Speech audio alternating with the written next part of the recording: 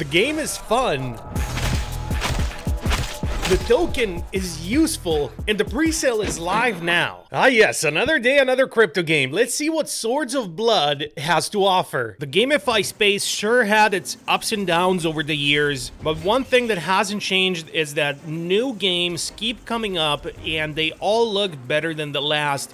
This one is no exception. So Swords of Blood is real, it's playable, and yes, there's a token, and we're gonna break it all down in today's video. But first of all, let's appreciate this beautiful gameplay. A dark fantasy action RPG with more content than some Web 2 games have to offer. Those are some bold claims for a crypto game, but yes, they do back it up. Ever since we found this game in the tokenized Discord, the whole team has been all over it, including Sodi Squad here, aka Nate, who says, finally a Web3 game with actual gameplay, WASD movements, timing matters, combat's fast. I'm a Diablo veteran, and to be honest, Swords of Blood has me hooked. And he also posted this video where he is playing with a controller, so yes, controller support is there as well. This is peak crypto gaming. Peak crypto gaming right here. So actual good games are coming out now, and it's not just blatant token grabs as it used to be a couple years back. But I do want to say welcome back to the Mindblow Show. I'm your host, The Inspector. Don't forget to smack the like button. It takes you only half a second. It means a lot for the YouTube algorithm to keep pushing my videos out there. And with that being said, one of the boldest claims that I have seen is that they already have over 250 hours of the campaign mode, which is insanity. That is more than a lot of Web 2 games have to offer, let alone Web 3 games. They're not even on the same level. And do we call them Web 3 games or crypto games? At the end of the day, it doesn't really matter. I prefer the term crypto games. Sometimes Web 3 just rolls off the tongue easier, but let me know, what's your preference? Crypto games, Web 3 games, play to earn games? Let me know in the comments. The campaign features a story mode. It features boss fights. It features a lot of looting and a lot of drama. But that's not the only mode. There's two more game modes that are already available, and I will explain how you can get access to the game right now, as well as when it launches, as well as I will be buying a little bit of the token later on in the video because the pre-sale is ongoing at the moment. So I will put my money where my mouth is, and I will buy a little bit of the token later on in the video. The second mode is the Monster Hunt mode, where you fight elite mobs and it's just rotating chaos. And finally, we have the daily dungeons, which is basically breakfast dungeon runs equals serotonin. So yes, it's daily dungeons, and you get dopamine and serotonin released, as you do with all games that are actually good. The game is set to launch on August 21st, with the token generation event, aka the TGE, being on September the 3rd. But it has already been playable since March, which in Web3 terms makes this ancient and reliable.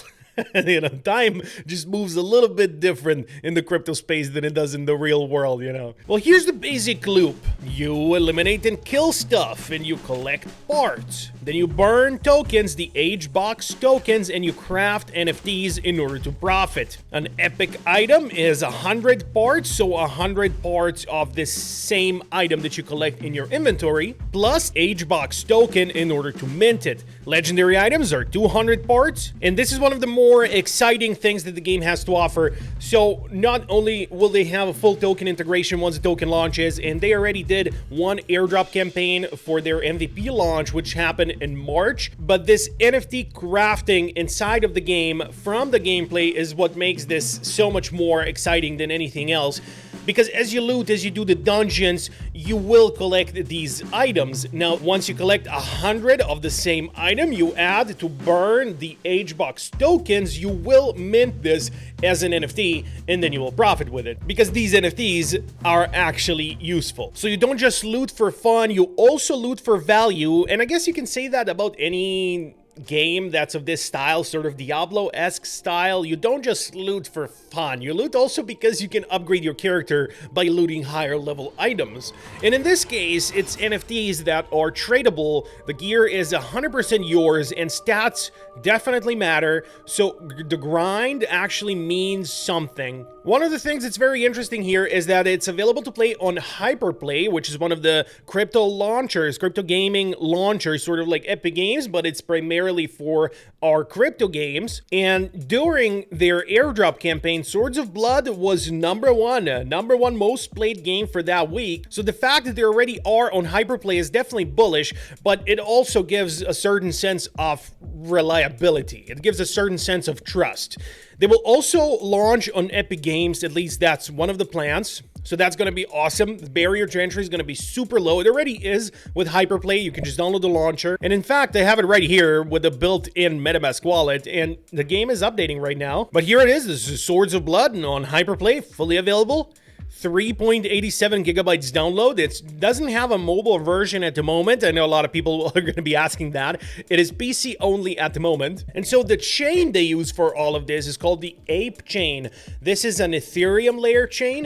They call it a layer 3 solution. So it is extremely cheap and extremely fast. And also the fact that they have the ApeChain support means something. So Hyperplay, ApeChain, Epic Games soon to come, and their token HBOX actually already has utility. So not only do you need to burn the token in order to mint the NFTs, and there's no other way to do it, there will also be token gated dungeons and tournaments that you can only join if you can burn a certain percentage of the token. And as I said, the pre-sale is going on right now. You can buy it with ETH, with USDT, with USDC. We're going to go over all of this later on in the video, where I'm going to be putting my money where my mouth is, as I said, and buying a little bit of the token here on the pre-sale. I see a lot of people are very bullish on it. Obviously, this is no financial advice. I don't need to say that. I'm just explaining what's out there, putting my money where my mouth is, and we go from there. So as far as the various ways you can earn inside of this game, we're going to start this by explaining how to actually get a hold of the game, because right now it hasn't launched yet. It launches on August 21st, but they do have a closed weekend playtest every weekend, which is how we have all this gameplay footage as well, recorded during the weekend, where you can go ahead and test the game. You can jump in, test it out, see what you like, what you don't like, give some feedback to the developers. And so that is already available on their Discord. I'm going to try to leave the link for their Discord in the description down below, where you can apply for this and test it out and play the game for yourself. But other than that, the idea is that there's going to be 3 ways to turn your grind into profits, which is grind and sell. We're going to be raiding dungeons, and you stack these fragments that we talked about that become NFTs later on if you burn the token. So you would sell to the players with more tokens than time. So those players who have more tokens than time to put inside of the game, you can not just sell the NFT, but you can also sell the fragments that you have collected before they even become an NFT. So those are kind of the 2 things you can sell to other players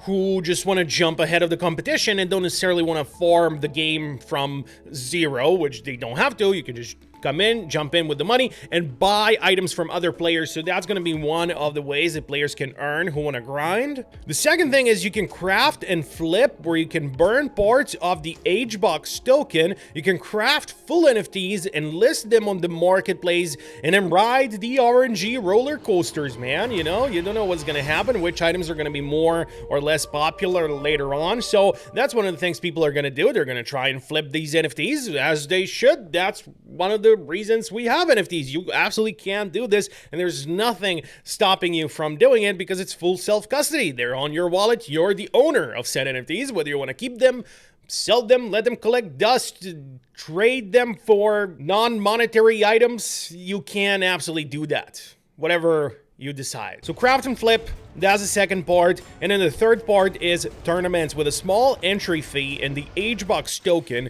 You can enter tournaments, you can compete on the dungeon leaderboards, where the winner takes the prize pool. Now, this is not financial advice. And yes, I did use the Comic Sans font for this. That was on purpose. Sorry. This is their token called the Hitbox token, or the HBOX token, which right now for $200 worth of USDT, for 200 USDT, I can buy 80,000 HBOX tokens.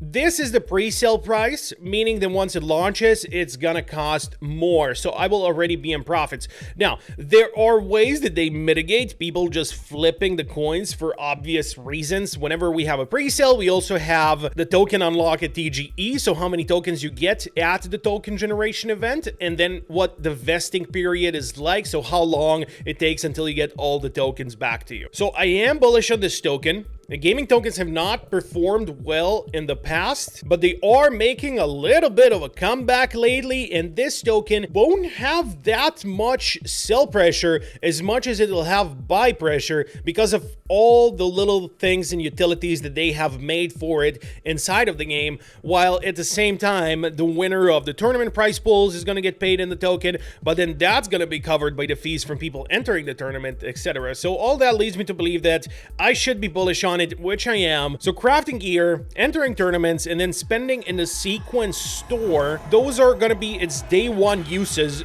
And that's good. That's very good. They launched a game and then they're launching a token. Another green flag in my book. A lot of games do it the other way around and we're not fans of that. So here's how exactly it's going to work. So you can either pay with USDT or USDC or Ethereum. And if you buy up to $1,000, so $999, you get a 25% TGE release with a 3-month vesting period, meaning that 25% of the tokens that you will have are going to be released for you to sell or use in the game or whatever you want to do. With the rest, the 75%, the rest of the tokens that are still your tokens are going to come over a period of 3 months. Then from $1,000 to $2,500, it's 15% TGE with 6 months vesting.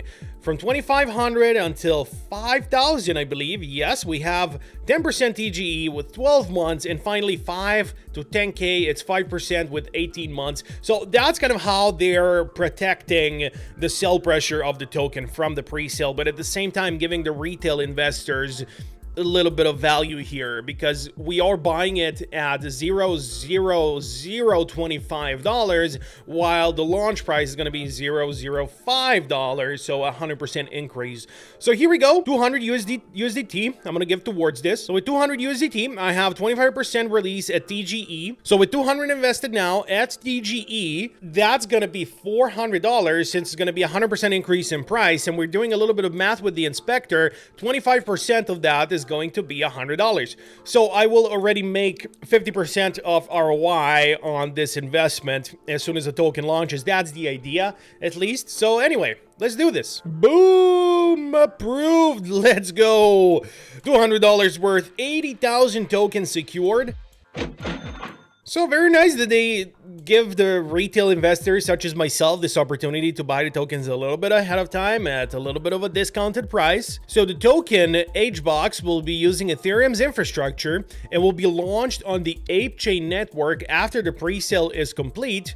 And then how to claim the tokens once the pre-sale ends, I'll be able to connect my wallet to the website and claim the purchase token. So that's awesome. Now I have my own link.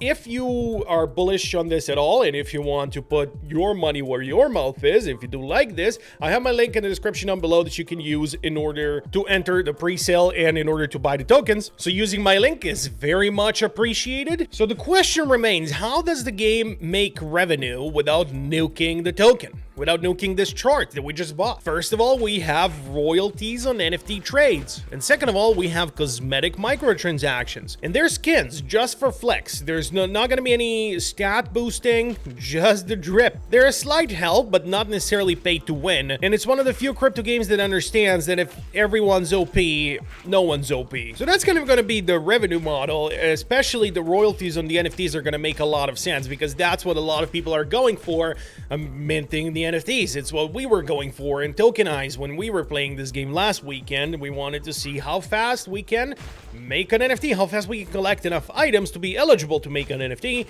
In general, how much all these fragments are going to be worth. We just wanted to figure everything out because the game is genuinely fun. But anyway, to the real talk here. Web3 games either don't launch at all or they feel like reskins of the Unity engine, whatever. What they do is they launch a token before they have anything remotely playable ready, and they rug their audiences based on empty promises. That happened so many times I lost count. There have been some good projects as well that launched a token in order to raise money before they launch the game, but most of the time, you don't really see a game launching first and then the token launching. So that's what we have here with Swords of Blood. It's got polish, it's got gameplay, and it doesn't make me want to uninstall it after playing it. The combat's tight, The loot's satisfying. The economy is actually designed to scale. You can play casually, you can grind hard, or you can go full degen. It works either way. So to wrap it up, the game is fun, token is useful, and the pre-sale is live right now. In the description, you will find a link to enter the pre-sale and get your own HBOX token if you choose to do so.